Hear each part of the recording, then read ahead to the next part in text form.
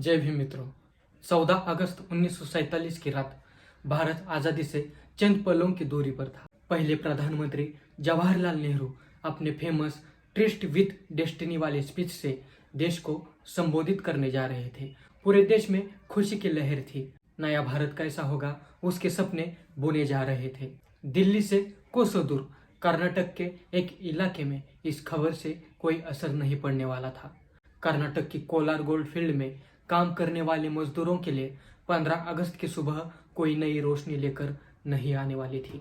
दोस्तों, इस फिल्म में जो दिखाया गया है उससे ये प्रतीत होता है कि रंजीत सही मायने में अम्बेडकरवादी फिल्म मेकर है। देखो, फिल्म में इस तरह का सीन दिखाना आसान काम नहीं होता, क्योंकि एक तो ऐसी फिल्म बनाना और उसमें भी सच्चाई दिखाना, इतिहास दिखाना जो यहाँ की व्यवस्था को दर्शाता हो। इस फिल्म को बनाने में करोड़ों रुपए खर्च होते हैं। ऐसे में इस तरह की बातें दिखाना बहुत ही साहस की बात होती है। अगर कुछ विचारधारा के लोगों ने विरोध किया और कुछ दिक्कत आई तो पूरी फिल्म का पैसा दिक्कत में आ सकता है। ऐसे में रंजीत ने ऐसा सीन दिखाना बड़ी गर्व की और निडरता की बात है। बुद्ध के साथ असल में इस देश में क्या हुआ है यही इस सीन से दिखाई देता है। बुद्ध धम्म के हर एक भिक्षु को चुन चुन कर मार दिया गया। बुद्ध विहारों को तोड़कर मंदिर बनवाए गए। बुद्ध की मूर्तियां तोड़ी। दरअसल इंसानियत, शांति, करुणा का रास्ता दिखाने वाले बुद्ध गंदी सोच वाले स्वार्थी लोगों को कभी पसंद नहीं आए।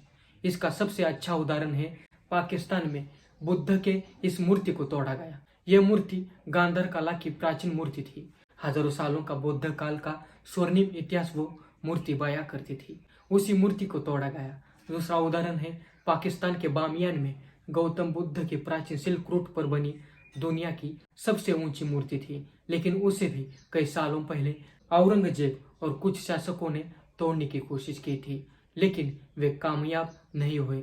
लेकिन 2001 में तालिबान ने आधुनिक बमों के द्वारा इस मूर्ति को ध्वस्त किया था।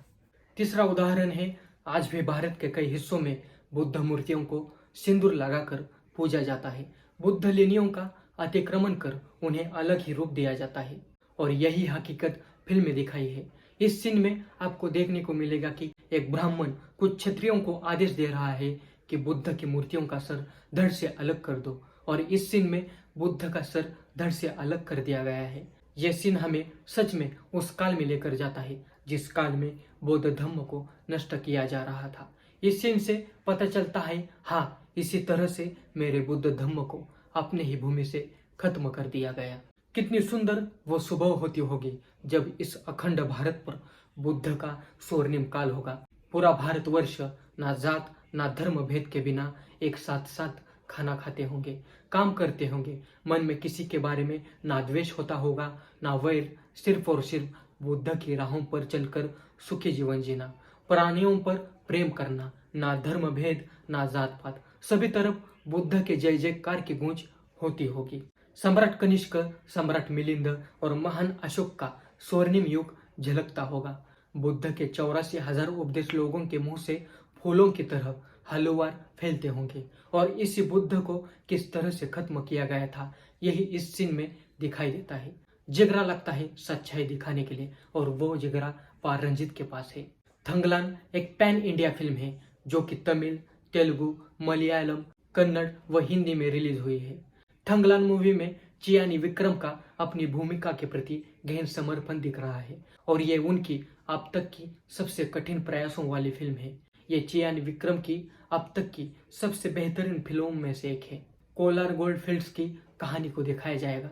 थंगलान कर्नाटक में कोलार गोल्ड फील्ड्स यानी केजीएफ के पीछे की असली कहानी के बारे में बताया गया है।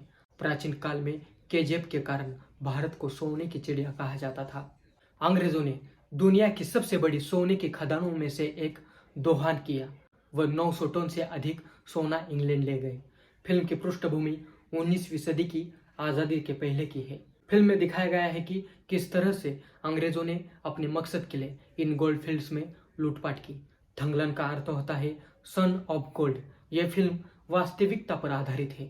उस समय के कैसे आदिवासी दलित लोग कोलार गोल्ड में काम किया करते थे। सोना निकालने वक्त उन्हें कितनी कठिनाइयों का सामना करना पड़ता था और उनका किस तरह से शोषण किया जाता था, यही इस फिल्म में दिखाया गया है।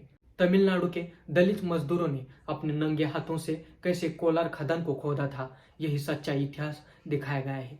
पारंजित ने इन दलित मजदूरों को पुनः इतिहास में स्थान देने का काम किया है।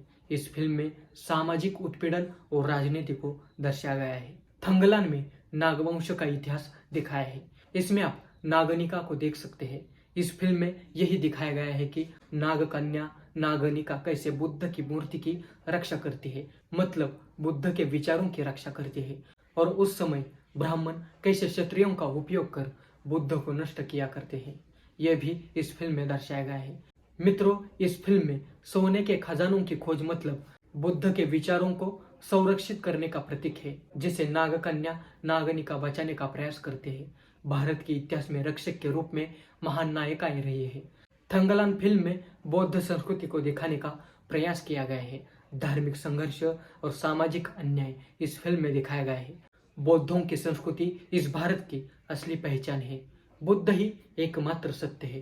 थंगलान मूवी और पारंजित को हमें सपोर्ट करना चाहिए। पारंजित जैसा साहस आज तक किसी भी डायरेक्टर ने नहीं दिखाया है। इसी वजह से इस फिल्म को ज़्यादा से ज़्यादा लोगों ने देखना है, हिट करना है। मित्रों, वीडियो कैसा लगा कमेंट करके जरूर बताना। चैनल को अभी तक सब्सक्राइब नहीं किया है तो जरूर सब्सक्राइब करें।